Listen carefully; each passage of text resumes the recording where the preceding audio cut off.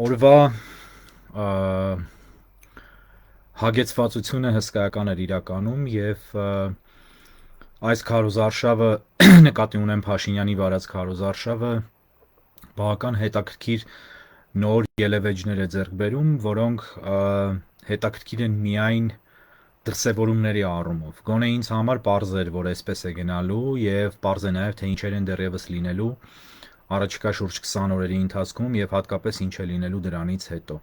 Եվ այդ մասին ես խոսել եմ, կշարունակեմ խոսել։ Զարմացնող է իհարկե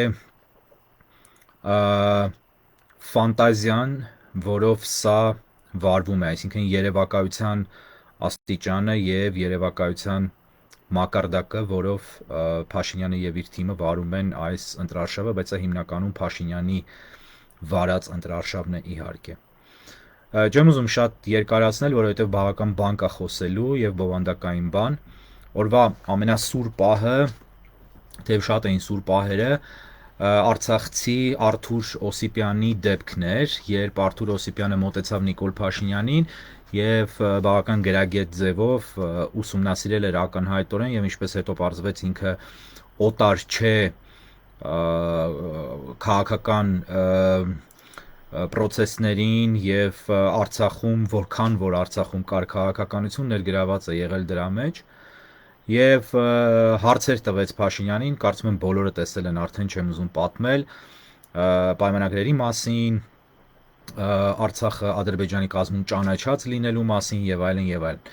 Նախքան բուն թեմային ասել, ես ուզում եմ ասել, որ սա լրիվ անիմաստ հարց էր, որովհետեւ ինչ էր ուզում ապահովել Արթուր Օսիպյանը, կարծում եմ ոչինչ չէր կարող ապահովել, ովքեր գիտեն ինչ է տեղի ունեցել, գիտեն, իսկ ովքեր Նիկոլ Փաշինյանի պատմած հեքիաթներին են հավատում, նրանք հավատում են եւ հավատալու են։ Հետեւաբար սա անիմաստ էր։ Ընդ որում պիտի հասկանանք, որ հիմնական սկզբունքը, ինչպես Արթուր Օսիպյանը, այնպես էլ ընդհանրապես բոլոր հայերը բաց են թողնում։ Դա այն է, որ բացարձակապես կարևոր չի, թե Լիսաբոնում ով ինչ էր արել, մանավանդ որ Հայաստանը վետո էր դրել 96 թվականին, իդեմս Տեր-Պետրոսյանի, զարմանալիորեն այդ ժամանակ Տեր-Պետրոսյանը վետո էր դրել,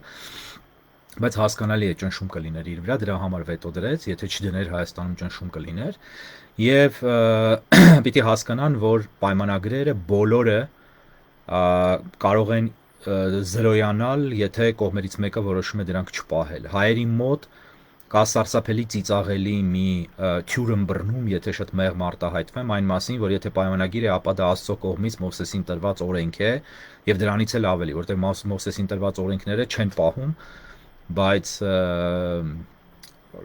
այդ փաստաթղթերին եւ ով ինչ ասեց, ով ինչ մտածեց, որ թվին ինչ սրբության պես հավատում են առանց հասկանալու եւ պատկերացնելու, որ դրանք տվյալ ժամանակի համար են ակտուալ եւ դրանք հնարավոր է ճկել եւ փոխել այն ինչ Ադրբեջանը եւ Թուրքիան դարերի ընթացքում արել են, Ադրբեջանը վերջին 100-ամյակի ընթացքում իհարկե, որտեղ 100-ամյա պետություն է եւ սա հայերը չեն հասկանում եւ Էթոմ եւ Արթուր Օսիպյանը վեր կացավ եւ սկսեց էլի թղթերից, փաստաթղթերից խոսել ակնհայտորեն ինքը կառուցել էր իր խոսքը, կարող էր մոտենալ եւ բոլորովին այլ տեքստ ասել եւ ուղղակի հեռանալ, բայց դա չարեց, որոշեց մտնել քննարկման մեջ, փաստաթղթերի մեջ եւ այլն եւ այլն, եւ այդտեղ իհարկե կարծում եմ սայթակում թույլ տվեց, բայց այնուամենայնիվ պիտի հարգանքով մոտենալ մարդու քայլին, որ բազմաթիվ, ես կասեի 100,000-ավոր կամ միլիոնավոր լռողների մեջ ինքը այն եզակիներից էր, որ մոտեցավ եւ ինչ որ բաներ ասեց, խոսեց, մտքեր արտահայտեց։ Ինչպես պարզվեց բավական շուտ, Արթուր Օսիպյանը իրականում կռվել է պատերազմում, իրականում բացարձակապես տխրահռչակ Սամվել Շահրամանյանի մարդը չի, իր խոսքում երկրի ղեկավարի պաշտոնը զբաղեցնողին ուղված քննադատեց եւ վիրավորական արտահայտվեց եւ արժանավորաբար Արայիկ Հարությունյանի նկատմամբ Արցախի նախկին այսպես կոչված նախագահի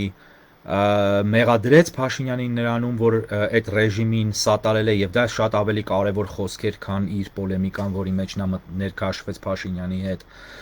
Եվ պարզվեց, որ մարդը եղել է բավական արժանապատիվ քաղաքացի, Հայաստանի քաղաքացի, որը հետապնդվել է Արցախում։ եւ չվախեցավ նաեւ իր անունը տալու եւ հետապնդվել է Արցախի ռեժիմիկի կամ տեղական բդեշխիկ իշխանիկների կողմից։ Բայց Արթուր Օսիպյանը, ինչպես այսի, կատարեց լուրջ սխալ, մտավ քննարկման դաշտ, մտավ պոլեմիկայի մեջ եւ հնարավորություն տվեց առանց հասկանալու, առանց ըմբռնելու, որ դա տեղի ունենալու անպայման, որովհետեւ քաղաքագետ չի եւ կարծում եմ քաղաքագետներն էլ շատերը դա չեն հասկանում, դա Փաշինյանի modus operandi-ն է, այսինքն մոտեցումն է եւ դրա մասին քիչ ավելի ուշ կխոսեմ, ամեն դեպքում ինքը թույլ տվեց, որպեսզի Փաշինյանը,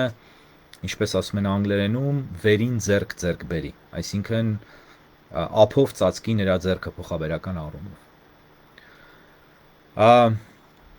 Ամեն ինչ գնաց Նիկոլ Փաշինյանի ուզած ճանապարհով եւ դրանից քիչ հետո լսեցինք տեղեկատվություն հայտնվեց, որ Արթուր Օսիպյանը ձերբակալվել է։ Արդյոք սա անակնկալ էր, իհարկե ոչ։ Հայաստանում սկսվել է 1937 թվականը, բայց սա դեռ 37 թվականի հունվարն է, ամենասկիզբն է, ամռանը եւ աշնանը դեռ հասնելու ենք, 37 թվականի ամռանը եւ աշնանը, եւ ակնհայտ է, որ եթե ձերբակալել են, նայած հիմա ինչպիսի ճնշում է գնում այս նախընտրական շրջանում, դա պարզ կլինի վաղը եւ մյուս օրը, կարծում եմ, որ մեծ ճնշում չի լինի եւ շատ հնարավոր է, որ որևէ հոդված գտնեն։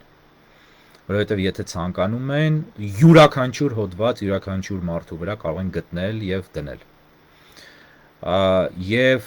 դա անելու են։ Մյուս դրվագը եւ Օսիպյանի դրվագին դարձյալ կանդրադառնա, մյուս դրվագը բժշկուհի կնոջ խոսքներ, երբ նա մոտեցավ Փաշինյանին, հնարք գործադրեց, խոսքային հնարք, ասաց կարծեմ մոտավորապես հետեւյալ բանը, որ շատ ուրախ է, որ հանդիպել է եւ այլն, եւ հետո արդեն սկսեց իր քննադատական խոսքը։ Եվ այդ կինը նույնպես այն բացառիկ եզակիներից է, որը ունենալով պետական աշխատանք Հայաստանում, մի քանի գրամ, իսկ իր պարագայում բավական մեծ քաջություն ունեցավ, մի քանի գրամ այլոց հետ համեմատած, որտեվ ընդհանրապես որևէ մեկը այդ քաջությունը կարծես թե չունի կամ եզակիներ ունեն, ամեն դեպքում ինքը այդ եզակիներից էր եւ սկսեց քննադատել եւ ասել Փաշինյանին այն ամենը, ինչ ինքը մտածում է նրա մասին։ Հետաքրքիր էր կողքից դիտարկել առողջապահության նախարարուհու դեմքը եւ վարքագիծը։ Ես կարծում եմ, որ պաշտոնը ինչ որ մի օր թողնելուց եւ պաշտոնից հեռանալուց հետո Փաշինյանի այդ վիդեոկադրերը պետք է պահել եւ անընդհատ հիշեցնել նախարարուհուն, եթե նա այդ ժամանակ որոշած լինի դեռևս շարունակել բնակվել Հայաստանում, որտեվ կարող է եւ որոշի չբնակվել Հայաստանում։ Հիմա հայտնվեցին տեղեկություններ, որ այդ կնոջը նույնպես պատրաստվում են աշխատանքից հեռացնել։ Բայց ինչ կա այստեղ զարմանալու։ Պիտի դա անեն, որպեսզի ցույց տան մնացած բոլորին, որ նման դրսևորումները անթույլատրելի են, որովհետև Փաշինյանը իր ընտրարշավը կառուցում է այն սխեմայի վրա, որ բոլորն իրենով հիանում են, բոլորը իրեն շնորհակալ են, բոլորը իրեն երախտապարտ են։ Եվ եթե այսպիսի չպլանավորված եւ չնախատեսված եւ իրենց համար անակնկալ դեպքերը չկանխվեն, ապա դրանք կարող են շատ լինել եւ պլանավորած էֆեկտը կարող է հակառակ արդյունք տալ։ Հետևաբար կձերբակալեն, բաց կթողնեն, աշխատանքից հեռացնելու մասին լուրեր բաց կթողնեն, հետո կհեռացնեն, թե տեղում կհեռացնեն, թե մեկ օր հետո կհեռացնեն, արդեն կարևոր չի։ Մարդկանց մեջ վախի զգացողություն է ներդրվում եւ սա արվում է հատուկ մտածված կերպով, սա պատահականություն չի։ Այս կնոջը աշխատանքից հեռացնելու մասին լուրերն անգամ, եթե անգամ դրանք չիրականանան մոտ ապագայում, որտեղ վստահ եմ, որ մի օր անպայման կիրականանան, եթե ոչ վաղը, նույնպես ուղղված են նրան, որ այսպիսի էպիզոդներ չլինեն, մինչև ընտրությունները 20 օր է մնացել, շուրջ 20 օր։ Նախարարուհու մասին ասացի, բայց հետաքրքիր էր կողքի ծառայական արտահայտությունները շատ շատերի ուղղված Փաշինյանին եւ շատ հետաքրքիր է, որ ամբողջը, որը նրան ուղեկցում է, սկսում է բղավել Փաշինյան վարչապետ եւ այլն փառաբանական բաներ։ Սա սարսափելի նման է դաժան բռնապետություն ունեցող պետություններին, որտեղ իհարկե քննադատություն չկա, այս տիպի քննադատություն էլ չկա եւ չի հնչում, բայց այդ բացականչությունները միշտ կան։ Հիմա այստեղ դա բացականչող անձինք կամ անձանց խմբերը դրանով ոչ միայն սատարում են հայտնում Փաշինյանին, այլև ցույց են տալիս, թե ով են իրենք։ Մյուս դրվագը երիտասարդ արցախցի աղջկա մոտենալն էր Փաշինյանին, որը սկսեց նրան մեղադրել Արցախը հանձնելու մեջ եւ իր սրտի խոսքը ասեց, եւ կողքից մի կին Փաշինյանի ֆանատուհին մեջ ընկավ եւ ասեց այն կողմ գնա, վերջացրու, թող ես պիտի նկարվեմ իմ վարչապետի հետ, ու դա արեց մի երկու անգամ։ Այդ աղջիկը մնաց եւ դա շատ լավ առիթ էր Փաշինյանի համար այդ աղջկանից ազատվելու։ Այստեղ շատ կարեւոր է այդ կնոջ հանգամանքը, այդ նկարվել ցանկացող կնոջ հանգամանքը։ Ես այսպիսի տեսարանների ականատես եմ եղել Հայաստանում եւ հայերի մեջ շատ վաղուց։ Արևմուտքում երբևէ նման բան չեմ տեսել։ Եվ այսպիսի բաներ ես տեսել եմ Իրաքում, իհարկե ես անձամբ չեմ տեսել, բայց այդ տեսանյութերը կան YouTube-ում, եւ որպես քաղաքագետ ես դրա մասին գիտեմ որպես շատ հայտնի դեպք, երբ գալով իշխանության Սադամ Հուսեյնը իր իշխանության կարծեմ երրորդ օրը, եթե չեմ սխալվում, ամեն դեպքում մի քանի օր անց իշխանությունը ստանձնելուց, հեղաշրջման արդյունքում ստանձնելուց հետո հավաքեց Բաաթ կուսակցության ժողով փակ դահլիճում եւ իրականացրեց ստալինյան ռեպրեսիա հենց տեղում, որտեղ անվանականորեն մի քանի ժամվա ընթացքում բոլոր իր համար ոչ վստահելի նախկին նախագահի մարդկանց հատ անունները տվեց, պախարակեց, դուրս հանեցին եւ դրանց մեծ մասին գնդակահարեցին տեղում։ Եվ այդ տեսարանները կան YouTube-ում, կարող եք դիտել, կարող եք Saddam Purge գրել եւ կտեսնեք։ Հետաքրքիր է, որ դահլիճում կային մարդիկ, որոնք վեր էին թռնում եւ փառաբանման խոսքեր էին ասում Սադամին, որպեսզի հանկարծ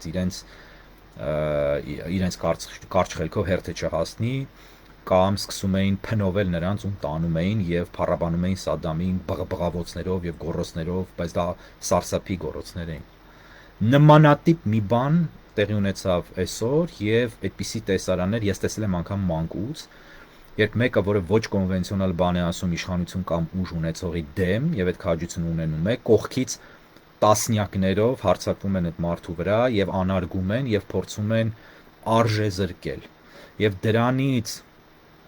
քննադատության թիրախ ազդեցիկ մարդը իրեն լավ է զգում։ Սա շատ որակների մասին շատ մեծ բան է ասում։ Ես սա տեսել եմ նաեւ իմ անձնական կյանքում, երբ իմ երիտասարդ տարիքում իմ աշխատանքային ղեկավարին ոչ թե քննադատություն, այլ առաջարկ արեցի մի շատ կարևոր նիստի ժամանակ, երբ դա պարունակում էր քննադատություն, այսինքն ասի, որ խնդիր կա, պիտի շտկեք ձեր մոտ, եւ կողքից նրա ընկերները, որոնք ղեկավար մարմնի անդամներ էին, եւ ես այդ ղեկավար նիստին էի, եւ ընդամենը մի քանի օր էի աշխատում, անմիջապես հարձակվեցին իմ վրա բոլորով եւ ի զարմանս ինձ, բայց այդ տեսանը նույնն էր, այդ կողքից հարձակվելու,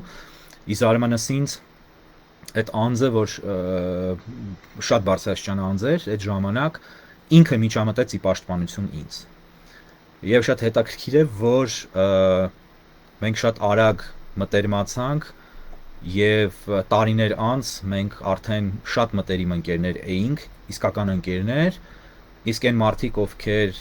իր ստեղծած կադրերն էին իր աճեցրած եւ իրեն քծնում էին եւ հարձակվում էին ին վրա,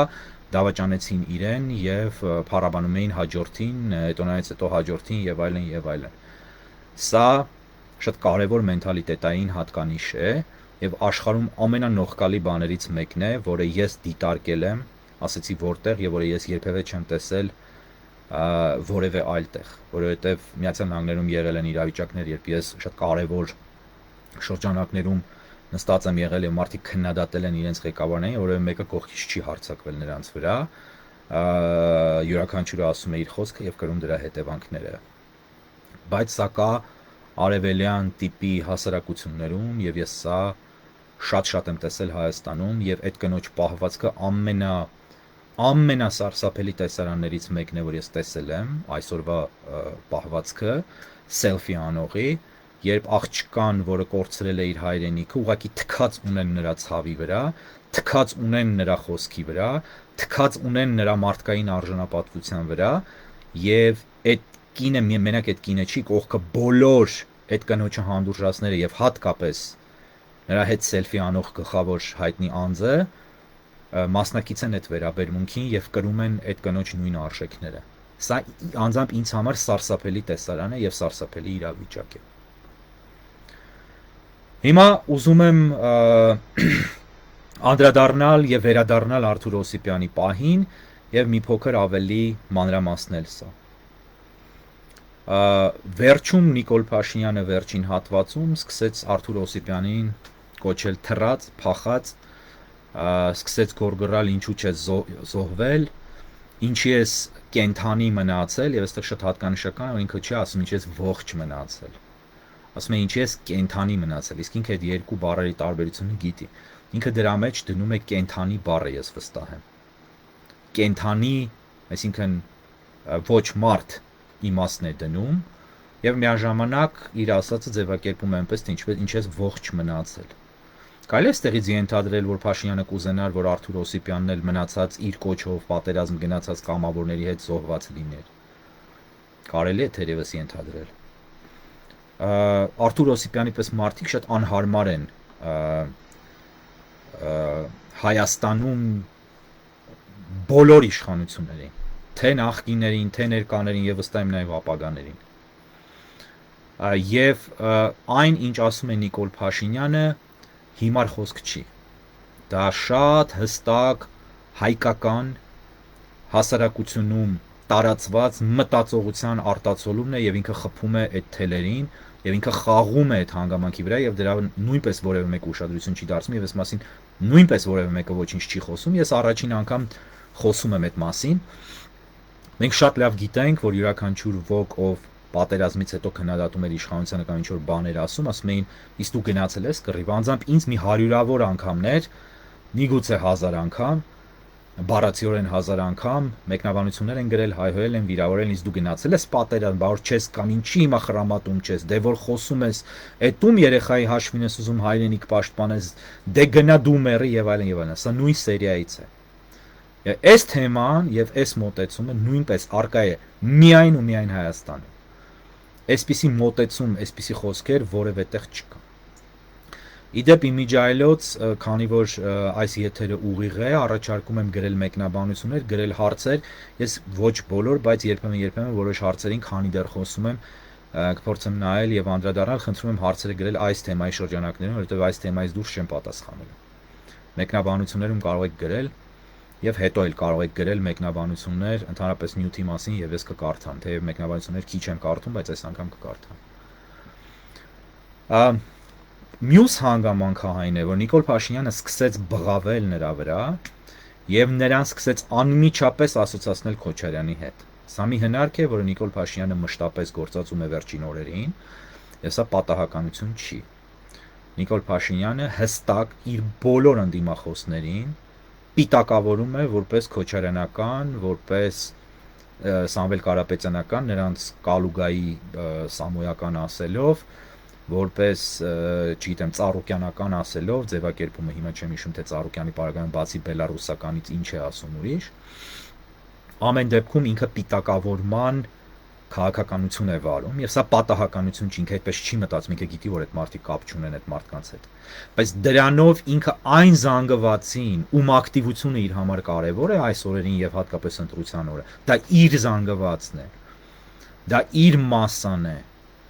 նրանց ցույց է տալիս, որ իրեն քննադատողները միայն նախկիններն են,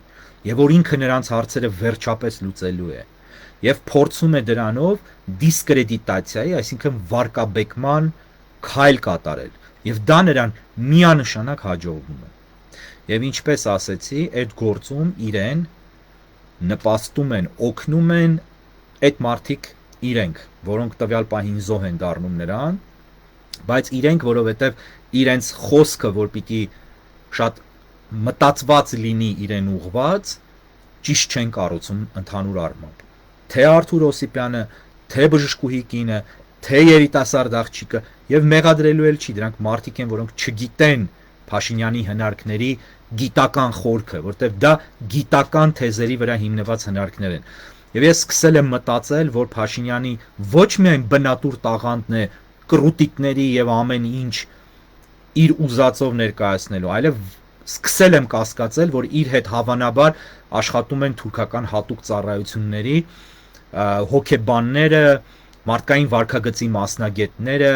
որոնք պատրաստել են տարբեր ամենատարբեր սցենարներ ինստիտուտների, գիտահետազոտական կենտրոնների մասշտաբով, մակարդակով եւ փորձում են նրան դրանով աջակցել։ Ես դրանում վստահ չեմ, բայց ես կասկածում եմ, որ այդ հանգամանքը կարող է այդպես լինել, որ նրան օգնում են թուրքական հատուկ ծառայությունների մասնագետները։ Նիկոլ Փաշինյանը մեկ այլ շատ կարևոր եւ հետաքրքիր հնարք է կիրառում, որը որևէ մեկը Հայաստանում չի նկատել եւ չի նկատում։ Եվ ես ուզում եմ սրա վրա ուշադրություն հրավիրել, եւ սա շատ կարևոր պահ է։ Երբ օրինակ մեկը մոտենում է եւ ասում է, ես չեմ հիշում կին էր թե ով էր, եւ ասում է դուք վաճառել եք իմ հայրենիքը, Նիկոլ Փաշինյանը անմիջապես կատարում է շատ հայտնի, բայց մասնագետներին հայտնի հնարք։ Ասում է հայրենիքի ո՞ր մասը։ Ո՞ր հայրենիքը։ Ինքը ընդհանուր խոսքը տանում է կոնկրետացման եւ տանում է տրոհելու գծով, այսինքն ինքը կացնով կտրտում է փայտի կտորը, դա դարձնելով արդեն անպիտան մի բան։ Եվ փոքրիկ կտորը շատ ավելի հեշտ է այրելը փայտի, քան մեծ գերանը։ Ինքը գերանը վարկենապես կտրտում է, որովհետև այդ գերանը իր առջև պառկում է արդեն մերկ, տեղ է թողնում, եւ ինքը տեղ է թողնում նրանով, որ սկսում են պատասխանել, որ հատվածը, սկսում են իր հետ երկխոսության մեջ մտնել։ Կամ ինքը սկսում է բղավել եւ նրանք սկսում են բղավել եւ այդտեղ արդեն Փաշինյանը սկսում է հաղթել։ Հենց ինքը թեման փոխում է կամ կենտրոնանում է խոսքի մեջ մի կետի վրա ընդհատելով, այդտեղ խոսողը պարտություն է կրում։ Նիկոլ Փաշինյանը այս հնարքի մասին հրաշալիորեն գիտի, դա ակնհայտ երևում է իր խոսքից։ Որևէ մեկը, այսպես կոչված վերլուծաբաններից, դիտողներից, խոսողներից, իրեն դիմողներից, իրեն քննադատողներից այս մասին չգիտի։ Եվ բոլորը ընկնում են այս սուղակը։ Առանց բացառության բոլորը։ Իրեն մոտեցողները պետք է հասկանան, որ իրենք ունեն շատ կարճ ժամանակ եւ սա Միացյալ Նահանգներում անգամ կենցաղում պարտադիր չի որ քաղաքականության մեջ, թե քաղաքականության մեջ էլ է շատ ընդունված։ Հատկապես բիզնես շրջանակներում հայտնի է որպես elevator pitch։ Ինչ է elevator pitch-ը։ Շատ հետաքրքիր ամերիկյան մտածողությամբ արտահայտվող արտահայտություն է, որը ահավոր իմաստուն է։ Դա մի խոսք է, որը քո ուզածին հասնելու համար դու պետք է ասես, բայց պետք է ասես այնքան կարճ ժամկետում, որ վերելակ մտնելուց այն մարդու հետ ում ուղված է այդ խոսքան, որը այնտեղ է գտնվում, դու տեսնում ես նրան պիտի խոսես, պիտի մեկ հարկից մինչև մյուս հարկ ժամանակամիջոցում դու քո խոսքը հասցնես նրան, հետեւաբար կոչվում է elevator pitch, այսինքն վերելակային առաջ մղված խոսք, մատուցված խոսք։ Մարդկանց մոտ բացակայում է բացարձակապես հայերի շրջանում, թե Հայաստանում, թե Սփյուռքում, elevator pitch-ին տիրապետելու արվեստը խոսում են սարսափելի երկար, խոսում են հեքիաթներ պատմելով, իրենց խոսքը արժեզրկում են նրան, եւ ես այս մասին գրառում էլ ունեմ։ Եվ տեղ են թողում, որպեսզի ցանց իրենց խոսքի մեջ, որպեսզի այդ ցանցի անցքերից ջուրը ներս հոսի եւ ոչնչացնի իրենց խոսքը։ Եվ դրանից հրաշալիորեն օգտվում է Նիկոլ Փաշինյանը, որը դրա ֆանտաստիկ մասնագետն ու վարպետն է։ Հետևաբար, այս ազգային մենթալիտետը երկար խոսելու, բացատրելու, խոսքը ծանծաղ եւ ճապաղ կառուցելու շուռ է գալիս դա կառուցողի դեմ, որովհետեւ մարդիկ չեն գիտակցում մի բան։ Պոլեմիկայի եւ վեճի եւ ոչ թե բանավեճ, այլ բանավեճ երևացող վեճի ժանրում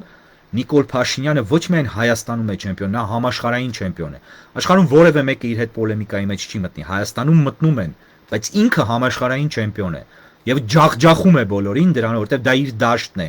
Ինքը գիտի ինչպես խեղաթյուրի խոսքը դիմացինի։ Ինքը գիտի ինչպես վարկենապես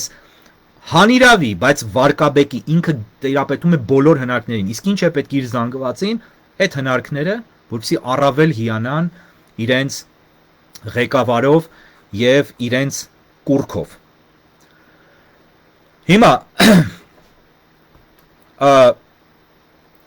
ուզում եմ անդրադառնալ մեկ այլ հանգամանքի, որը այս օրվան էր վերաբերում։ Դա դիմակավորված անձանց տարածված մամուլով այդ թվում եւ Փաշինյանական սիվիկով տարածված տեսանյութն է, որտեղ արցախյան բարբառով ինչ որ անհասկանալի անձինք, կարծես թե զինված, դրոշների առջև դասական այսպես հայտնի չարագործների կերպարների մեջ մտած ինչ որ խոսք են ասում ուղված Փաշինյանին։ Նախ ասեմ, որ այդ խոսքը բավական վատ է կառուցված,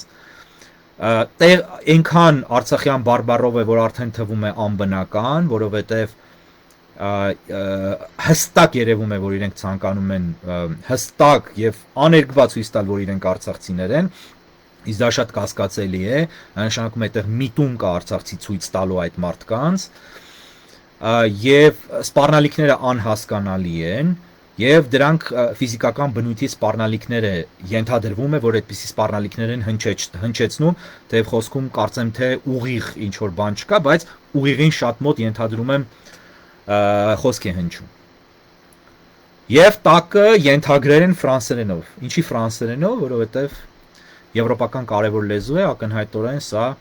ուղղված է նրան, որ եվրոպացիները այդ խոսքը լսեն։ Եվ այստեղ առաջին միտքը, որ գալիս է մարդու մոտ, ինչն է, ինչ կասկած է գալիս քաղաքականությունից հասկացող, բան հասկացող մարդու մոտ, առավել եւս լավ մասնագետի մոտ։ Հա գալիս է կասկած, որ սա տեսականորեն ենթադրաբար կարող է եւ լինել իշխանություններին ձեռնտու տեսանյութ։ Եվ միգուցե պատրաստված ոչ այն նպատակով, ինչ նպատակով, որ այդ նյութի տխրահրճակ, այսպես կոչված հերոսները փորձում են ճակերտների մեջ հերոսները փորձում են ներկայացնել, որ դա իրականում կարող է օգտագործվել արդյունքում Հոքուտ Փաշինյանի ռեպրեսիաներ իրականացնելու իր ընդդիմադիրներին նկատմամբ եւ դա բարթելու նրանց վրա, տեսականորեն սա հնարավոր տարբերակ եւ վարկած է, եւ միաժամանակ արևմուտքցիներին ցույց տալու, Եվրոպային եւ Ամերիկային ցույց տալու, որ տեսեք չարամիտ ոչի մարդիկ, ես չեմ ուզում բառը արտաբերել այս հարթակում, բայց սարսափ տարածող մարդիկ, այդպես կարելի է փոխաբերական առումով ասել, ընդ որում մեկը նշում էր, որ ես բուն տեսանյութը չեմ տեսել, չգիտեմ YouTube-ում է թե որտեղ, ես տեսել եմ Civic-ում տեղադրվածը, նշում են, որ գրված է եղել նախնական տեսանյութի տակ տեղադրման վայրը Մոսկվա։ Ինքն սա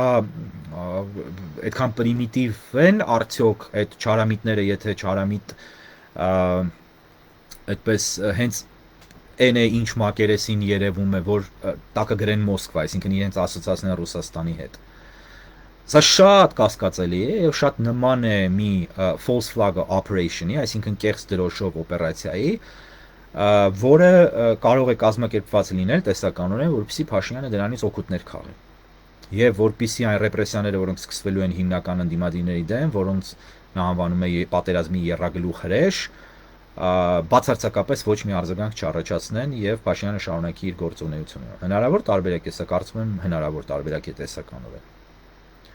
Բայց այստեղ կարևոր է հասկանալ մի բան, որ ինչպես Արթուր Օսիպյանին ձերբակալեցին այսօր,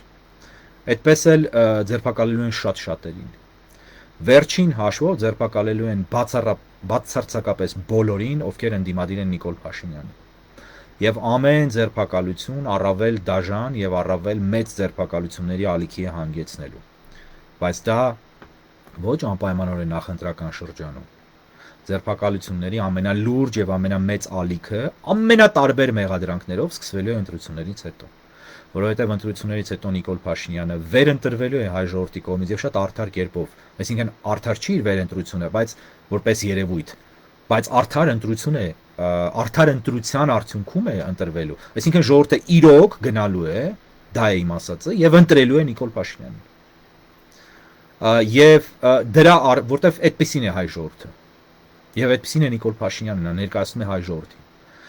եւ դրա արդյունքում Նիկոլ Փաշինյանի թևերը այլևս բացարձակապես ազատ են լինելու եւ նա ձերբակալելու է ում ցանկանում է, անելու է այն ամենը ինչ ցանկանում է առանց անգամ մեկ վարքյան աչք թարթելու եւ այն ինչ դուք տեսել եք մինչեւ այսօր այս վարքյան այս պահը ձեզ բոլորիդ թվալու է Disneyland, կարուսել, չգիտեմ, մանկական խաղ, լուրջ խաղ դուք դեռ տեսնելու եք ընտրություններից հետո, բոլորն են տեսնելու։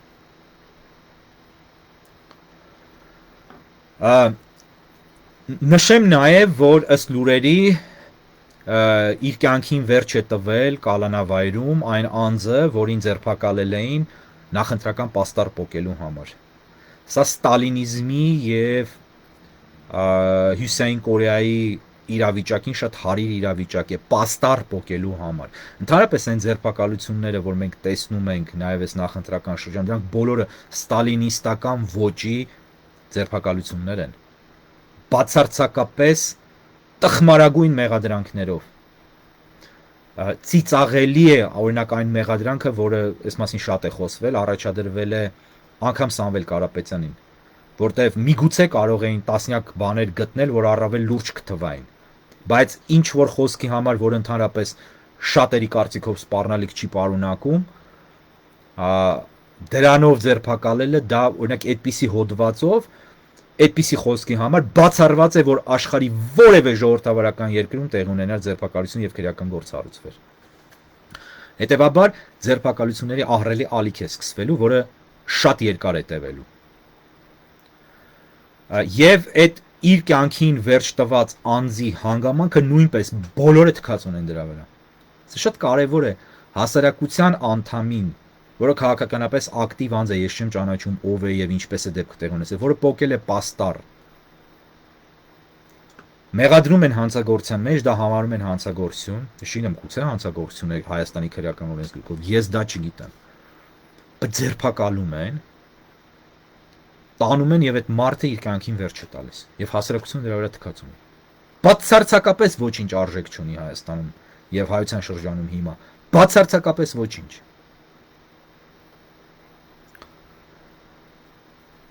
Ուզում եմ ասել, որ շատերը գրում են, մոտավորապես այսպիսի ձևակերպումներ են տալիս, մոտավոր են մեջբերում, թե Նիկոլը դեղերը չի խմել, նկատի ունեն, որ Փաշինյանը հոգեպես առողջ չի եւ այլն եւ այլն։ Եվ բազմաթիվ անգամներ ես լսում եմ, մի քանի օր առաջ էլ իմ կողմից հարգված մեկից լսեցի, թե ինքը գիժ է, ինքը խելագար է, բան չէ, չկա այդպիսի բան։ Ձեզ մի խաբեք։ Նիկոլ Փաշինյանը խելագար չի։ Խելագար են նրանք, ովքեր Նիկոլ Փաշինյանին համարում են խելագար։ Նիկոլ Փաշինյանը չափազանց հաշվարկային, շատ խելացի գործող, իր բոլոր քայլերը հաշվարկող, իր ժողովրդին հրաշալի իմացող մարդ է։ Եվ Նիկոլ Փաշինյանը երբ առերևութաբար կորցնում է վերահսկողությունը ինքն իր նկատմամբ, դա նույնպես խաղարկային է, ես վստահ եմ։ Եվ այսօր երբ ինքը մեգաֆոնով եկավ տեսախցիկի վրա եւ սկսեց գոռալ եւ բղավել եւ ասել դուք եք Սամոնան, Տրոբնա, SM անելու, երբ վիրավորում է, երբ ըստ էության հայհոյում է, երբ ասում է համբալ, երբ բացարձակապես անպատշաճ եւ որևէ երկրի ղեկավարին անպատեհ բառեր է ասում, որ որևէ երկրում այսպիսի ինտրարշավ ընդհանրապես չկա։ Հավատացում եմ ձեզ, որևէ հետամնացագույն երկրում անգամ այսպիսի ինտրարշավ չկա։ Երբ այդ պարագայում Փաշինյանը դա անում է, դա նույնպես հաշվարկ է։ Հասկացեք, դա նույնպես հաշվարկ է։ Եվ հասկացեք, որ խելագար են նրանք, ովքեր նրան համարում են խելագար, որտեղ դա նշանակում է ընդհանրապես չեն հասկանում Փաշինյանը ինչ է անում։ Իսկ Փաշինյանը անում է մի բան, որը կոչվում է galvanization։ Նա բյուրեղացնում է, նա սրում է իրավիճակը, դա նույնպես քաղաքական հնարք է։ Եվ սրում է ռադիկալ մեթոդներով, ռադիկալ խոսքերով, ռադիկալ պահվածքով։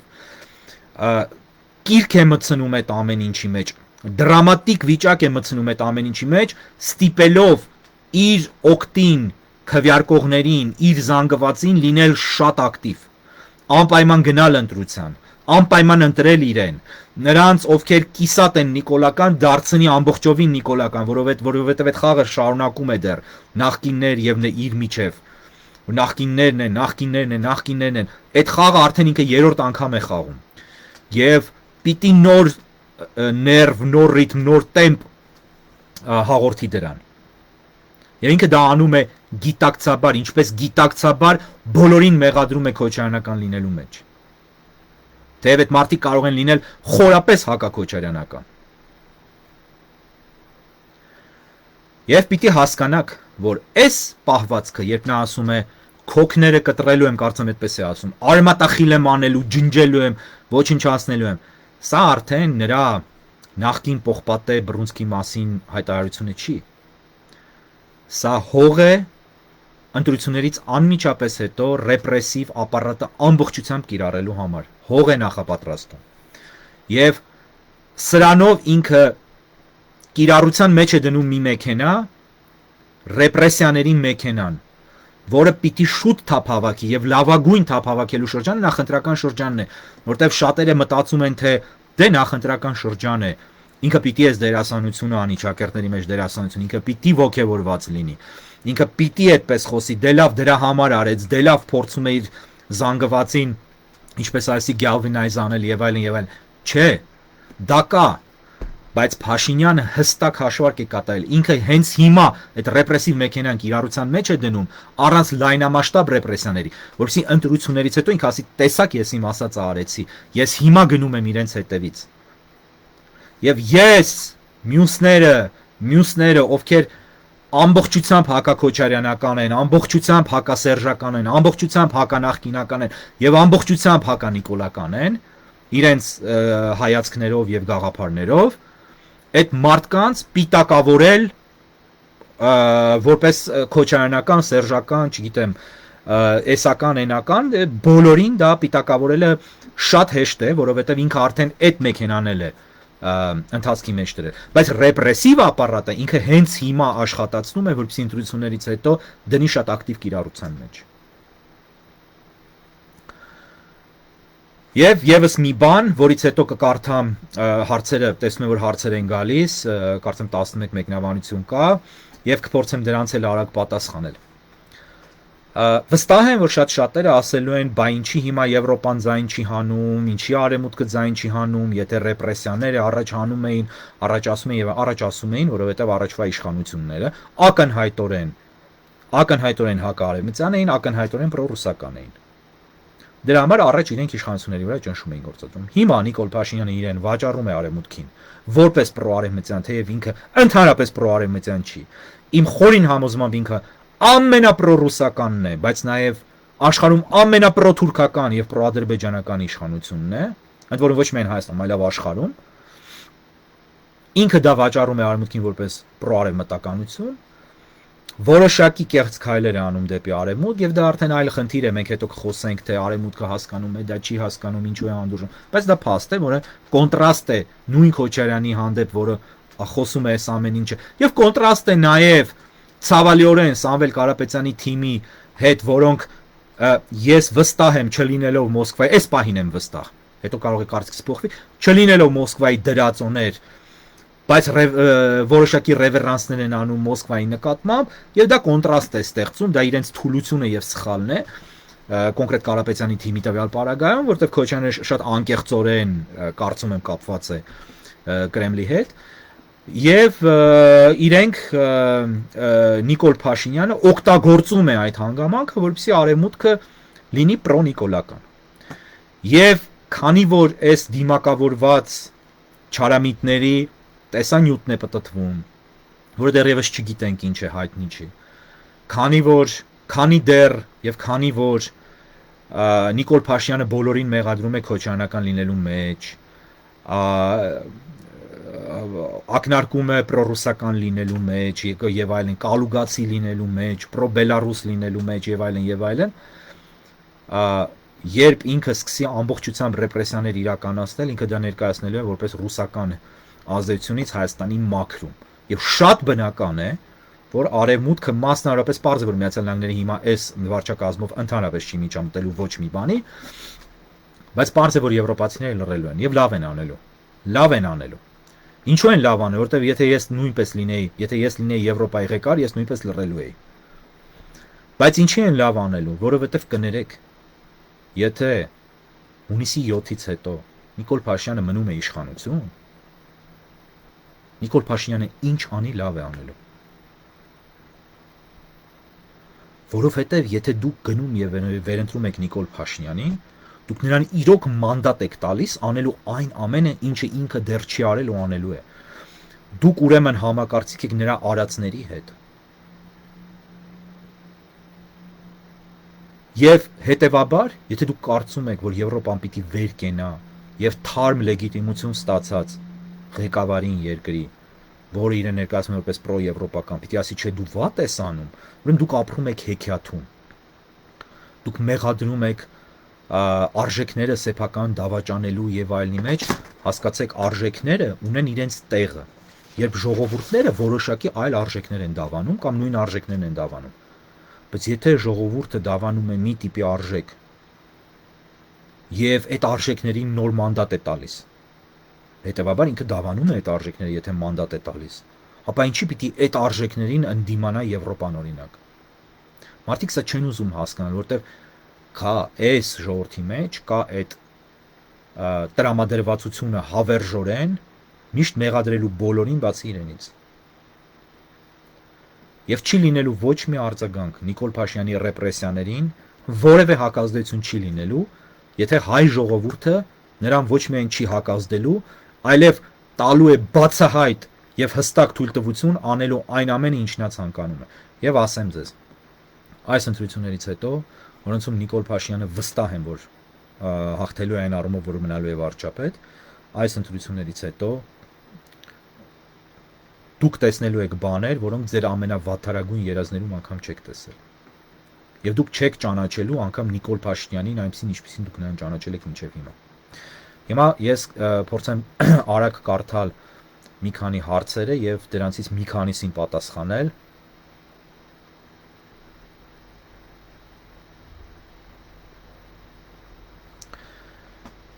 Նեկա Հակոբյանը գրում է ամեն անգամ, երբ քարոզարշավի ժամանակ հայտնում է մի անհարմար ընդդիմախոս, ամբողջը սկսում է բարձր վանկարկել Նիկոլ վարչապետ, որպեսզի լռեցնի եւ կասեցնի անհարմար մարդու խոսքը։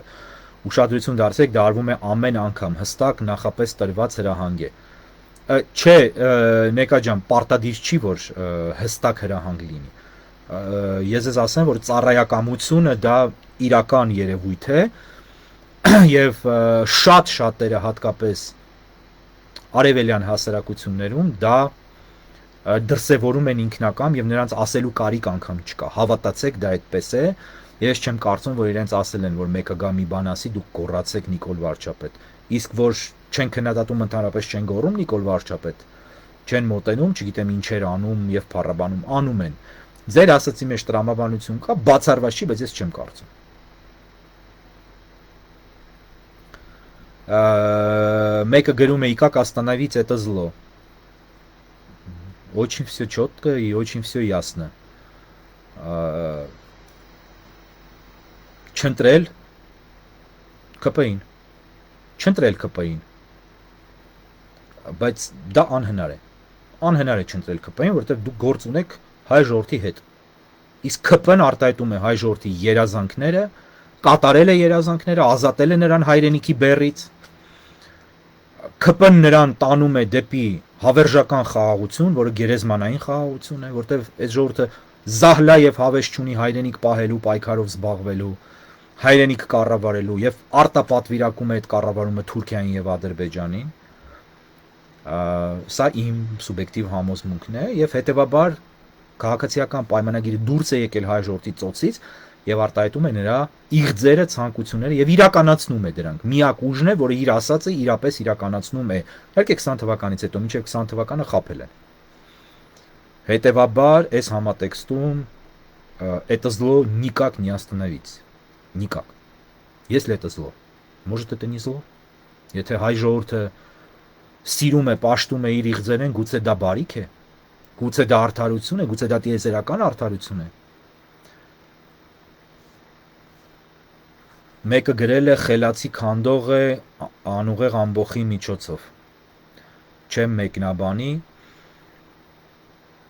Նորմալ երկրներում նման մեկը գրել է, մեկ այլ անձ գրել է նորմալ երկրներում նման եւ մի շարք այլ դեպքերից հետո շատ արագ արձագանքում են հայտնիները, արվեստի գործիչները, մտավորականները եւ այլն։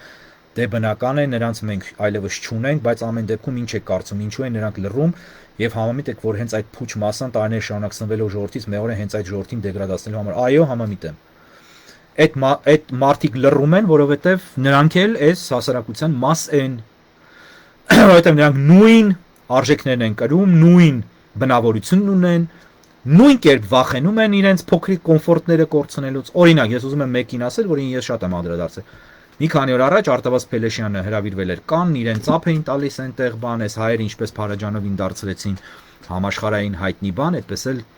Արտավազ Փելեշյանին են դարձնում։ Եվ Արտավազ Փելեշյանը փառք է վայելում։ Ինչ է արել, ժապավեն է մոնտաժել, կտրտել, ինքը ոչինչ չի նկարել իր ձեռքով, ինչքան գիտեմ։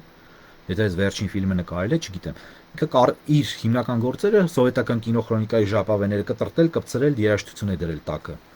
Եվ ես նայում եմ այդ ֆիլմերը, ճիշտ ասած զզվանք եմ զգում, շատերը օրգազմ են զգում, բայց դա իրենց գործն է։ Արտավազ Փելեշյանը այսօր ամենաուռճեցված Տիգրան Մանսուրյանի պես եւ նույն վարքագիծն են դրսեւորում ամենաուռճացված հայտնիներից է, այսպես կոչված մտավորականներից է եւ այլն եւ այլն։ Եվ ինչ ունի կորցնելու, ինքը այն տարիքում է եւ այն առողջական վիճակում է արտաքինից երևում, որ կարող գիշերը քնի առավոտյան չարթնանա։ Տունը ունի, անտուն չի, բան չգիտեմ։ Այդ մարդը չասեմ, որ ընդունում է ռեժիմի ներկայացուցիչներն իր տանը եւ այդ մասին մամուլի հրապարակում ունեն, այդ մարդը մինչեւ այս պահը ոչ մի բառ չի խոսում։ Եվ դա ասում են, դե ինքը իրավունք ունի, ինքը մեծություն, ոչ ինքը մեծությունը իրավունք չունի չխոսելու, հատկապես այս պարագայում։ Ես չգիտեմ Ամերիկայի Միացյալ Նահանգներում մի խոշոր մտավորական, որը այսօր իր կարծիքը չի արտահայտում։ Հոլիվուդյան աստղերը անգամ, որոնք շատ կորցնելու բան ունեն։ Պրոֆեսորներ, որոնք կորցնելու աշխատանք ունեն։ Եվ մի մտածեք, որ նրանք բոլորը պաշտպանված են ամենևին, այնտեղ էլ կարող են այնպես հարցեր լուծել, որ կորես, եթե դու լուրջ ազդեցություն ունեցող մեկն ես եւ սխալ բաներ ես անում ինչ որ մի կարևոր թիմի համար կամ կարևոր ուժի համար նրանց տեսանկյունից մարդիկ խոսում են Ֆրանսիայում դա շատ բարձր մակարդակի է հասցված չկա մի մտավորական որը քաղաքական որևէ լուրջ գործընթացի մասին կարծիք չհայտնի որտեղ իրենք հասկանում են իրենք պարտական են ժողովրդին իրենք պարտավոր են նաեւ ժողովրդին առաջ տանելու ժողովրդին ճիշտ ուղու վրա դնելու եւ դրա համար ֆրանսիական հասարակությունը իմ ամենահարգված հասարակություններից մեկն է որտեղ շատ բարձր մարդկային գիտական քաղաքացիական մտավորական մակարդակ կա ֆրանսիական մտավորականները 40 ակադեմիկոսները ամենախոշոր մտավորականներն են համարվում ակադեմիայի անդամներ են ապոլոնի կողմից հիմնադրված որոնք 40 հոգի են եւ նրանք կոչվում են անմահներ 40 անմահներ եւ նրանցից մեկը պիտի մահանա որպեսզի նրա տեղը նրա աթոռին ընտրվի մեկ այլ ակադեմիկոս Եվ այս մարդիկ բոլորը խոսում են համարը ու միշտ Հայաստանում չէ հայերը չէ Սփյուռքում էլ անգամ որ ոչինչ չունեն կորցնելու էլի չեն խոսում թե չեն ուզում հարաբերություն փչացնեն պարոն վարչապետի հետ կամ իշխանության հետ կամ պարոն դեսպանի հետ ինչի փչացնեն մի օր իրենց հանկարծ կարող է չհրավիրեն ընդունելության կարող է բան չուտեն փոքրիկ ձկնիկ փոքրիկ հացիկի վրա փոքրիկ ձողիկը մեջը խրած կարող է դա չծամեն Պարոն դեսպանի հետ կարող է չնկարվենել Հայաստան կարող է իրենց չթողնել մտնեն Սա է Ինչ ենք ուզում, էս ենք մենք, էս ենք Եվ սա նոր բան չի Սա նոր բան չի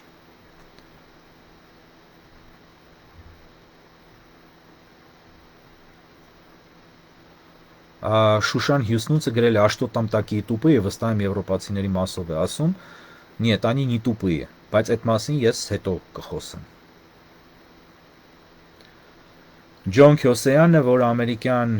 ռազմաօդային ուժերի գնդապետ է, գրում է Unfortunately, the people of Armenia are only interested in eating and drinking and kef, not interested in patriotism No comment, John. You said it.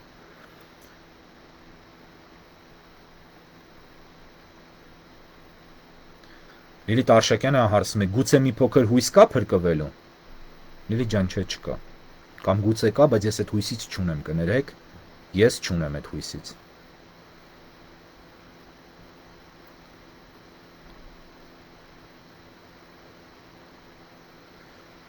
Քրիստին հարցնում է, ես իր պրոպուտինական լինելը չեմ հասկանում, նա թուրքերի շահերն է պաշտպանում, այո, իմ համոզմամբ կա ռուս-թուրքական պայմանավորվածություն եւ այդ երկուսի շահերը համընկնում են, հետեւաբար Կրեմլին մատուցվող ծառայությունները, դրանք ծառայություններ են անկարային եւ նույն անկարային մատուցվող ծառայությունները, դրանք ծառայություններ են Կրեմլին, որովհետեւ եթե կա գործարք Հայաստանը փոխանցելու եւ դրա դիմաց այլ բաներ ստանալու վերաբերյալ եւ դրա շուրջ, դա մեկ օրակարգ է ընդամենը երկու խաղացողներով եւ երրորդ սուբյեկտով։ Ջոն Քյոսեյանը նորից գրում է հայ ժողովուրդ քո միակ փրկությունը քո հավաքական ուժի մեջն է, don't trust anyone, even the West. Case in point, look at what happened to the Gulf states. They relied on the West and now they are paying for their mistakes. John, nothing is clear cut. It's a debatable issue and I'm not going to discuss those issues here. Բայց կանդրադառնամ նրան, որ ասում եք հայ ժողովուրդը քո միակ փրկությունը քո հավաքական ուժի մեջ չէ, որտեվ հավաքական ուժ հայ ժողովուրդը չունի եւ երբեք չի ունեցել։ Պատմության մեջ երբեք հայ ժողովուրդը հավաքական ուժ չի ունեցել։ Դրա համար էլ այսօրի ենք։ Այդ միֆերը բաները թողեք մի կողմ, ես ասում եմ որպես առաջին մասնագիտության պատմաբան, հայ ժողովուրդը երբևէ միասնական կամք չի դրսևորել եւ անգամ Վարդանանց պատերազմի ժամանակ չի դրսևորել, որ ամենափառահեղ էջն է, եւ անգամ Սարդարապետի ժամանակ չի դրսևորել, որտեղ Սարդարապետի ժամանակ զորահրամանատարների մի հսկայական զանգված ասում էր եկեք հանձնվենք, հետ քաշվենք Էջմիածին, Երևանն էլ տանք գնանք Էջմիածին։ Վարդանանց պատերազմի ժամանակ ահռելի քանակության մարդիկ, մասնարապես Վասակ-Սյունու, որին հերոսացրել են Նիկոլի Հայաստանում, Վասակ-Սյունու ղեկավարությամբ ասում էր եկեք տանք երկիր է, եկեք ընդունենք զրադաշտականություն, դառնանք պարսիկ, կուշտ փորով ապրենք, ուտենք, ինչ կա, ինչ խնդրեմ կա։ Ընդ որում պարսիկ չէ, Սասանյան պարսիկ։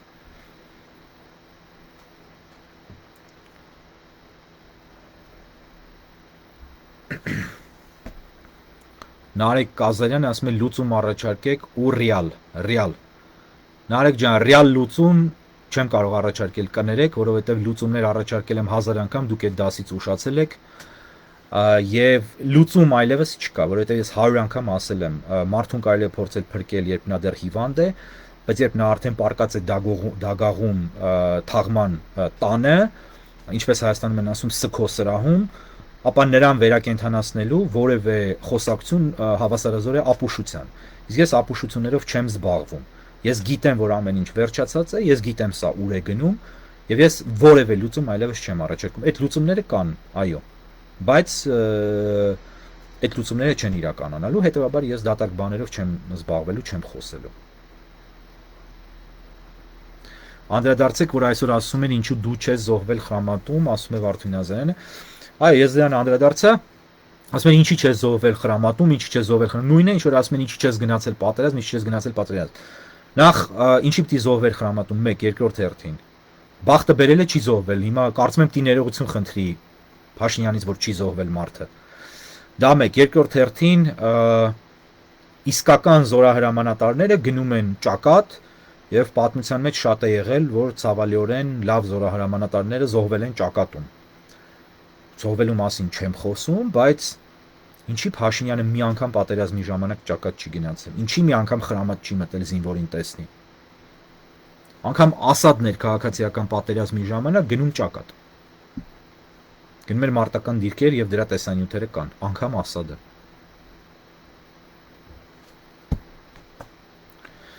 Կարճ հարց, ասում է Մերուժ Մարաբյանը, խնդրում եմ ուղիղ պատասխան, իսկ ում ընտրել ով է այսպես ասած չարյաց փոքրագույնը եւ արդյոք հնարավոր է առանց Կրեմլի հստակ ցուցումի Սամվել Կարապետյանը մուտք գործել ՀՀ քաղաքական դաշտ։ Այո, կարծում եմ հնարավոր է։ Ես Սամվել Կարապետյանին կամ իր թիմի կողմնակիցը չեմ, ամենևին չեմ, բայց ես օբյեկտիվորեն նայում եմ իրականությանը եւ ես կարծում եմ այս հարցը հասունացել է, որտեվ այս հարցը հարգելի Մերուժ հաճախ են ինձ տալիս, եւ արդեն ստիպված եմ լինելու սրան հավանաբար առանձին տեսանյութով անդրադառնալու, բայց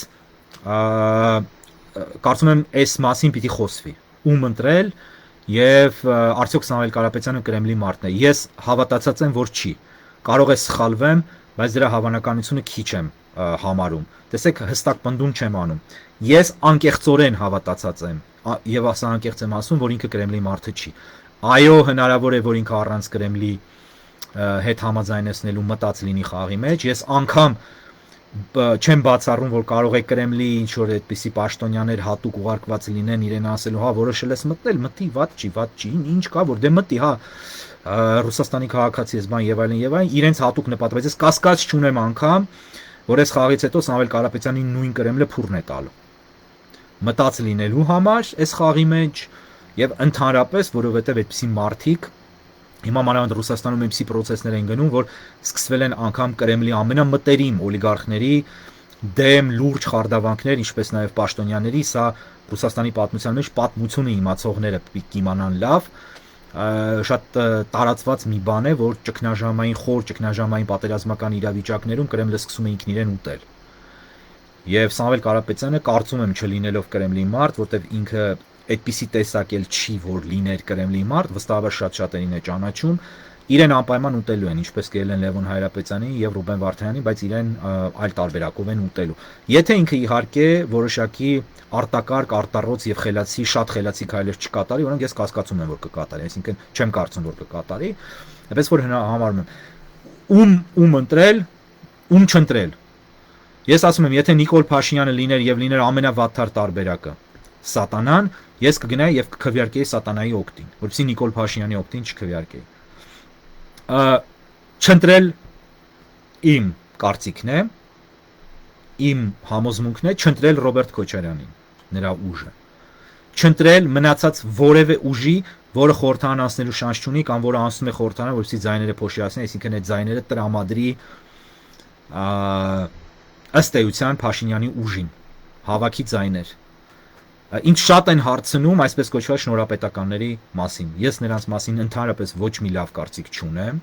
Ես ունեմ կասկածներ, իմ կասկածները, եւ դրանք հեչ լավ կասկածներ չեն։ Այնպես որ ես իմ մտերիմներին, այսինքն եթե իմանամ մեկը ընտրել է շնորհապետական կուսակցությունը, կվիրավորվեմ խորապես եւ կդադարեմ շփվել այդ մարդկանց հետ։ Ով է մնում, որ խոշոր ուժ է, նախկին չի, ներկա չի եւ Նիկոլ Փաշինյան չի։ Միգուցե այդ ուժին է պետք ընտրել, որտեվ հայ ժողովուրդը իրեն ընտրություն չի թողել, թողել է վատթարագույնագույնի եւ վատերի միջև, վատթարների, վատերի, վատթարագույնագույնի միջև այդ ընտրությունն է հայ ժողովուրդը իրեն թողել։ Այս ընտրության պարագայում չընտրելը շատ սխալ է, դա նշանակում է ընտրել Նիկոլ Փաշինյանին, ընտրել չանցնող փոքր որևէ ուժի նշանակում է ընտրել Նիկոլ Փաշինյանին, ընտրել Ռոբերտ Քոչարյանին նշանակում է իմ պատկերացմամբ եւ ինձ համար ջուր լցնել Նիկոլ Փաշինյանի ջրաղացին եւ ընտրել Մոսկվային եւ Կրեմլին։ Որոշեք ինքներդ ում ընտրել։ Բայց այս մասին ես արդեն խոստանում եմ, որ առանձին կանդադառնամ առաջիկա օրերին, որտեղ այս հարցը շատ եմ ես լսում։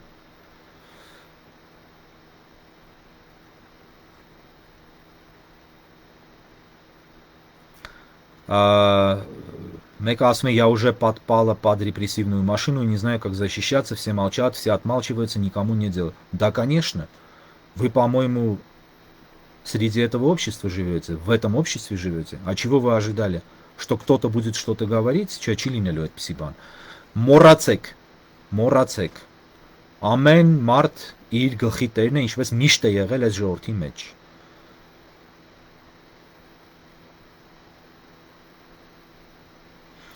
Ինձ հարց են տալիս, հարգելի Հայկ Մարտիրոսյան, լինելով քաղաքականության մեջ ամենահեռատես, արդյոք որևէ հնարավորություն չգտաք մասնակցելու ընտրություններին որպես թեկնածու, եթե ոչ, ապա հետագայում կա այդպիսի մտադրություն, շնորհակալություն։ Ոչ չկա, շնորհակալ եմ նախ գնահատանքի խոսքերի համար, ոչ չկա առաջին հերթին այս օրենքներով ես չեմ կարող մասնակցել, որովհետև ես երկքաղաքացի եմ, ես Ամերիկայի Միացյալ Նահանգների քաղաքացի եմ, ինչպես նաև ունեմ ԻԾՆ Հայաստանի քաղաքացիություն։ 1. Երկրորդ հերթին ես հայտարարել եմ, որ ես դուրս եմ եկել ակտիվ քաղաքականությունից եւ զբաղվել եմ միայն վերլուծությամբ, ակտիվ վերլուծությամբ այո, բայց ակտիվ քաղաքականությամբ ոչ, որովհետեւ ես համարում եմ, որ սա կրկես է։ Ես համարում եմ, որ քաղաքական դաշտում բոլորը այս պահի դրությամբ, գուցե մեկ բացառությամբ, բոլորը զբաղված են կլոունադայով, բոլորը գիտեն ինչ են անում, բոլորը մեկ ծրագրի եւ մեկ խաղի մասնակիցներ են։ Եվ ես չեմ ուզում լինել որևէ խաղի մեջ, ես երբևէ չեմ եղել կուսակցական, ես երբևէ որևէ անձի կողքը չեմ կանգնել քաղաքականության մեջ, ես կանգնել եմ մի անգամ գաղափարի կողքը եւ այդ գաղափարի կողքին շարունակում եմ մնալ, բայց այդ գաղափարը իմ հետ կիսողները շատ առումներով այլ ճանապարհներով են գնացել եւ հետեւաբար ես իրենց հետ չեմ։ Եվ քաղաքականության մեջ հիմա առանձնապես եւ հատկապես հիմա ես ընդհանրապես չեմ ուզում լինել։ Ընդհանրապես չեմ ուզում լինել։ Սա ինձ համար կրկես է, սա ինձ համար ցածր մի բան է, որում ես չեմ ուզում, որտեղ ես գիտեմ, որ սա խաղ է, որ սա ապուշություն է, որ սա հիմարեցում, ես ոչ ուզում եմ լինել հիմարացնողի դերում եւ ոչ ուզում եմ լինել հիմարացողի դերում։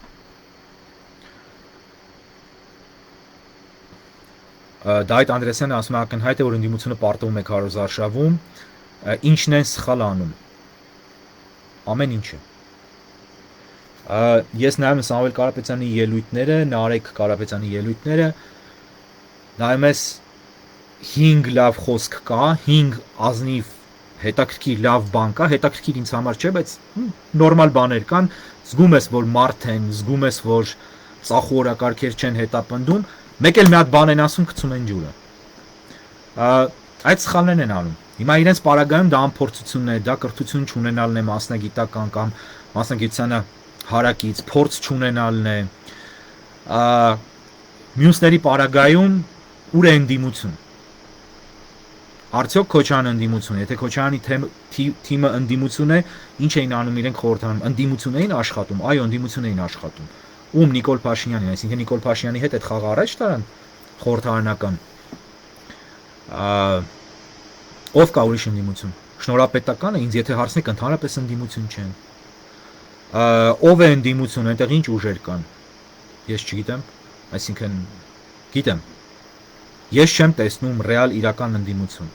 Իսկ Հայաստանում ընդդիմությունը ընդհանրապես, եթե անգամ իրենց ընդդիմություն են հայտարարում, ակտիվանում է, եթե նկատել եք վերջին 2 ամսվա ընթացքում։ Ընտրությունների նախորդող 2-3 ամսվա ընթացքում։ Դա քաղաքական ուժեր են։ Ընդհանրապես քաղաքականություն չկա Հայաստանում, հասկանում եք, եւ այս մասին ես նույնպես առանձին տեսանյութ կանեմ։ Հայաստանում կա ողորմելի գեղական մակարդակի, գյուղական չէ, գեղական մակարդակի ինչ որ թատրոն, որտեղ միշտ իշխանությունն է ամեն ինչ որոշում եւ խաղում եւ հաղթում եւ ամեն ինչ անում, ուղղակի մնացածը ինչպես գրափարյան զտարյուն մակրամակուր ոսկեղենիկ հայերենով են ասում, մասովկա է։ Ինչպես 80 օր EM-ը ասում է, չգիտեմ ինչ է 80 օր EM, բայց ասում է ինչպես արթնացնել անտարբեր մարդկանց, միգուցե լուծումը դա։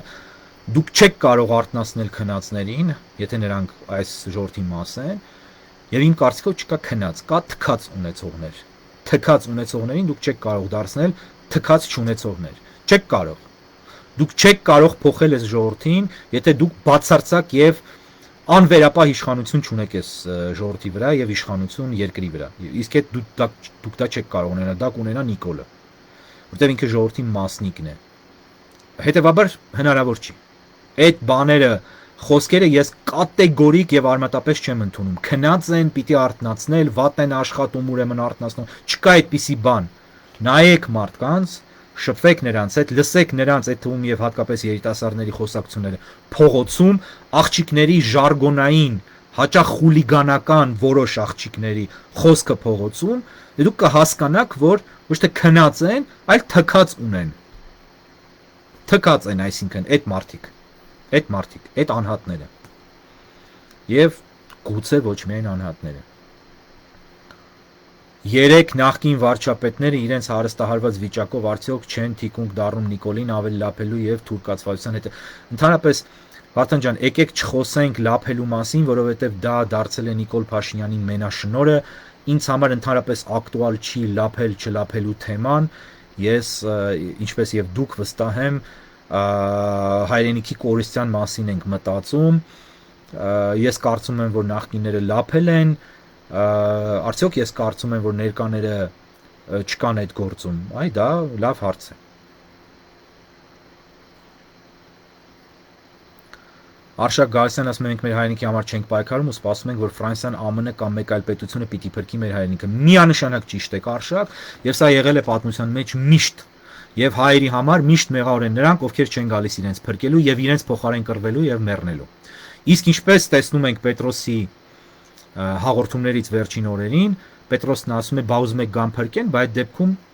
եւ այսպես է անում եւ ենթադրում ես, որ բացահայտորեն մարդը ուզում է ասի, թե այդ դեպքում եկեք մտնենք թուրքերի ադրբեջանցիների տակ։ Սա է մտածողությունը։ Եթե դու չես ուզում գործոն դառնալ եւ ուրիշը չի գալու քեզ փրկի եւ դու դա գիտակցում ես, որ չի գալու քեզ փրկի, որտեղ դու ոչինչ ես, քեզ ոչինչ չես ներկայացնում, ուրեմն արի ավելի ոչինչ լինենք եւ մտնենք մեզ ոչնչացնողների տակ։ Սա է մտածողությունը եւ այսպես է եղել դարեր շարունակ։ Ես բազմաթիվ անգամներ վերջին շրջանում խոսել եմ, տեսանյութը իմ YouTube-յան ալիքում կա, իմիջիայլոց պիտի խնդրեմ, որ գնաք եւ բաժանորդագրվեք, որտեղ այսուհետեւ ես լայվերը թերևս կանեմ YouTube-ով եւ տեսանյութերը կտեղադրվեն YouTube-ում։ Հայկ Ամարտիրոսյան ալիքն է, իմ պաշտոնական ալիքը, Telegram-ում էլ ունեմ, Threads-ում էլ ունեմ ալիք էլի իմ անունով եւ անգամ TikTok-ում եմ գրանցվել, բայց TikTok-ում դեռևս շատ пассив եմ։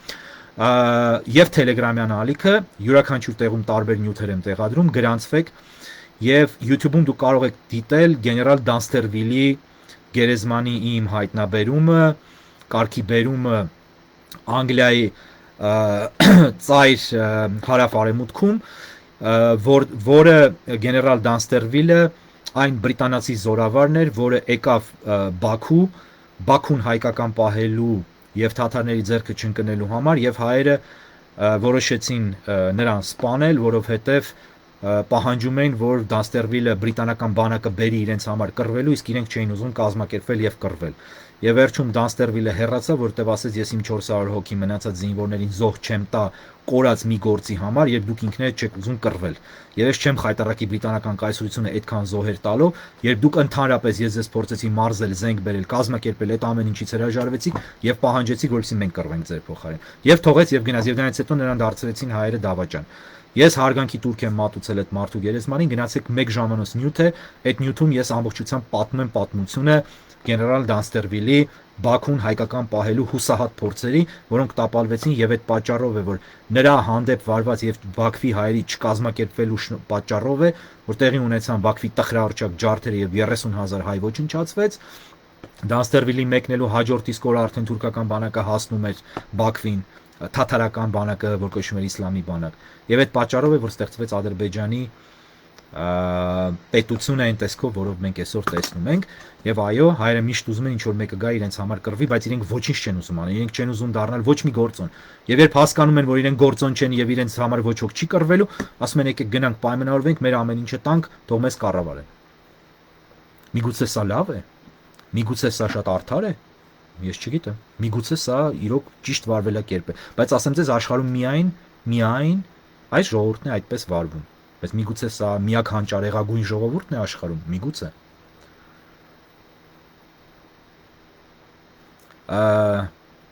Փաստաբանը ասում է Հայկ ջանից դուք չեք կարծում, որ հայի փրկությունը ազգի վերադաստիարակման մեջ է։ Շատ լավ հարց է։ Այսօր երբ կարդում էի մեկնաբանությունները հատկապես ուղղված արցախցիներին, ես ինձ ոչնչացված էի զգում։ Դուք միակը չեք, Անուշ, եւ այո, ցավոք սրտի այդ ներազգային մեղմ ասած հակասությունները սրելը ես կարծում եմ, ենթադրում եմ, որ դա նույնպես խիստ պլանավորված երևույթ է, դրսից, որն իրականացվում է ներսից։ Ռիփսիմե Արաքելյանը ասում է մեր ժողովրդի մեջ փրկությունը 10-12% պետք է բան փոխի, ինչպես բոլոր պատմական ժամանակներում, նենց որ մասաներով բան չի փոխվելու։ Ցավոք սրտի Ռիփսիմե ճիշտ եք, բայց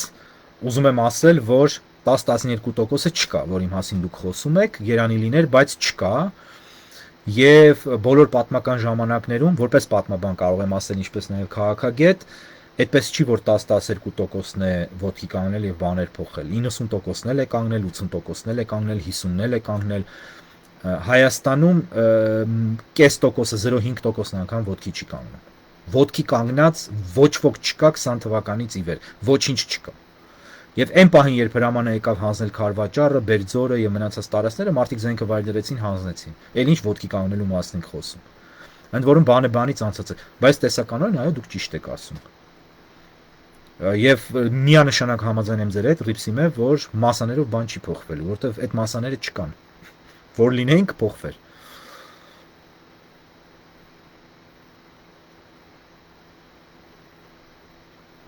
Հայկ ջան, շնորհիվ ձեր եթերների սկսել եմ ավելի հանգիստ վերաբերվել այս մղձավանջին, շնորհակալ եմ ամեն ինչ տրամաբանորեն բացատրելու համար, հայոց պատմությունը ավարտվում է երգելով ու պարելով, իրենց ոտքով մտնում են գերեզման, հունիսի 7-ից հետո ես էլ հայ չեմ։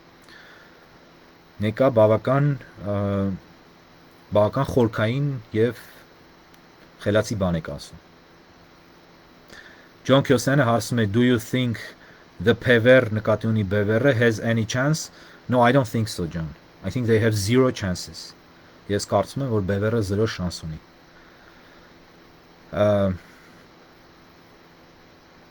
Ռիփսիմե Արաքելյանը ասում է Արցախյան գոյապարքը պատասխանում է ինձ, մասնակցել է մաքսիմում 30-35 հազար մարդ, բայց հաղթեցինք։ Այո, Ռիփսիմե ջան, ճիշտ եք, էլի ճիշտ եք,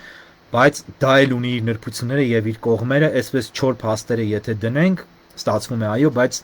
կա հակառակ պատկերը, պիտի հիշեցնեմ ձեզ, որ ահռելի քանակությամբ մարդ չի գնացել պատերազմի, Սփյուռքից կարծեմ առավելագույնը 7 հոգի է ընդամենը գնացել առաջին Արցախյան պատերազմին, եւ թե 30-35 հազար մարդը ինչպես էր կռվում, ինչպես էր վարվում այդ կռիվը, օրինակ Մոնթենը ինչ կարծիքի էր դրանց մասին, եւ ընդհանրապես ինչպես ստացվեց այդ հաղթանակը, դա նույնպես այլ հարց է, պիտի քննարկվի եւ խոստանում եմ, որ կքննարկեմ, բայց նաեւ ուզում եմ ասել, որ հաղթանակ չի եղել Ռիփսիմե ջան, այսա մենք պիտի լուրջ վերանայենք մեր մոտեցումը։ Եղել է ճակատամարտում ժամանակավոր հաջողություն։ Հաղթանակ չի եղել։ Եղել է ճակատամարտում ժամանակավոր հաջողություն, որը հայերը ուրճացրել, ուռացրել եւ ներկայացրել են որպես հաղթանակ, ստորագրել են հայերը սեփական վախճանը կանխորոշող զինադադարի պայմանագիր, վարել են պարտվողական քաղաքականություն թե դիվանագիտության դաշտում, թե ռազմական, թե քաղաքականության եւ արդյունքը եղել է 2020 թվականն եւ արդյունքը լինելու է 2026-ը, 2027-ը եւ եթե լինի 2028-ը, եթե այդ թվին հասնեն հայերը։ Բայց պատրաստ եմ այդ մասին խոսել։ Ու շնորհակալություն մեկնաբանության համար։ Արթուր Նազարյանը ասում է հարգելի հայք, ես ձեր բոլոր եթերներին հետևում եմ, հատկանշական է հрьяաների օրինակը, որը մեր հայերը չեն ընդունում, ստեղծեք հակակշիռ ձեր եթերներով, վերջ տանք այս անմարդկայնությանը, բարձրացեք ժողովրդի մակարդակը, մտածելակերպը։ Այո, հрьяաների օրինակը շատ ուսուցողական է, բայց ոչ հայերի համար, որտեղ հայերը այդ օրինակը ատում են, օրինակը տանել չեն կարող։ Եվ այդ մասին մի անգամ ասել եմ, էլի առանձին կասեմ, բայց Վարդու ջան, շատ շնորհակալ եմ, որ դուք իմ մասին այդքան բարձր կարծիք ունեք, բայց ես ձեզ ասեմ, ով եմ ես, որ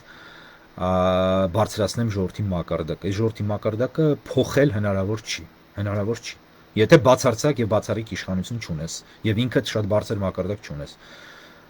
Ես բացարձակ եւ բացառիկ իշխանություն չունեմ, ես մակարդակ չեմ կարող փոխել, ես այդ հավակնությունը չունեմ եւ կներեք Facebook-յան լայվով կամ YouTube-յան վիդեոներով ոչ մի մակարդակ էլ չես փոխում, դատարկում ես ինքդ քեզ, քո հասկացածը, ընկալածը եւ պատկերացրածը եւ գիտելիքները փոխանցում ես մարդկանց, բայց փոխանցում ես որպես ժամանց եւ քո համար եւ մյուսների համար, որտեվ քո ժամանակը անցնում է բառից բուն իմաստով, դու մի քիչ պարպվում ես, մյուսները նայում են ժամանցել, նայեցին, լսեցին, համաձայնեցին, հայհոյեցին քեզ, անցան առաջ։ Ոչինչ չի փոխվում եւ ոչինչ չի փոխվելու։ Որքան հասկանում եմ, սրանք էին մեկնաբանությունները, ուզում եմ շնորհակալություն հայտնել բոլորին։ 1 ժամ 13-14 րոպե խոսեցինք, ես խոստանում եմ, որ այս ընթացքը կշարունակեմ եւ էլի կմեկնաբանեմ, առաջիկայում նոր տեսանյութեր կանեմ, խնդրում եմ բաժանորդագրվեք իմ ալիքներին, YouTube-ի ալիքին, այստեղ մեկնաբանություններ գրեք, նրանք ովքեր հետո են դիտելու այս տեսանյութը, եւ նաեւ հարցեր գրեք, որոնց ես կանդրադառնամ կամ պատասխանելով կամ առաջիկայում նոր տեսանյութերում կանդրադառնամ ձեր հարցերին։ Շնորհակալություն, լավ եղեք, թեև չեք լինելու։ Լավ